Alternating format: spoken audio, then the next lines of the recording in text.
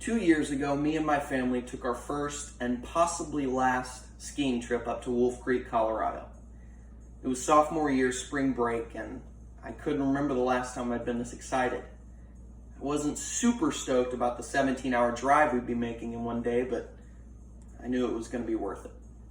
So we make the drive, we get there, we unpack, and me and my brothers fall asleep about as fast as you'd expect a group of teenagers to fall asleep after a 17-hour drive. We were exhausted. But we get up the next day, and it's a wonderful first day. We learn how to snowboard, we ride the lift up and down a few times just for the hell of it, and we even take on our first blue slope. That was not such a great idea, but we did it anyways. It was fun. We go home exhausted, but super excited about the next day. And that's when things get foggy. Literally. The next morning, I suffered one of the worst concussions of my life. Long story short, on the first ride down, towards the bottom of the slope, I lost control of my board and ended up face down in the snow, not remembering where I was or what even happened that morning. From what my mother's told me, the one thing I had to say was, "Did it look cool?" And that just about sums me up. As a person, I mean.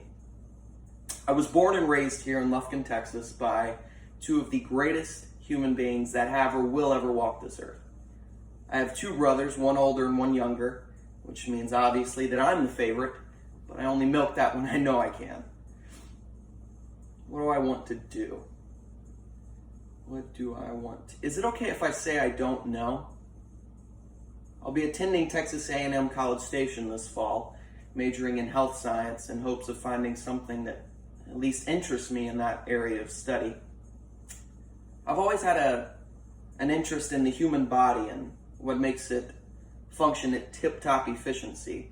And I've also had a passion for children and working with and alongside them, which has brought to light perhaps being a pediatrician would suit me well. And it would, it's just, if it didn't require 8 more years of my life being spent in school, I'd be devoted to it. And it sounds kind of selfish of me to say that now, but it's not something I've always had a dream about, you know? But this I do know. I have the need to succeed.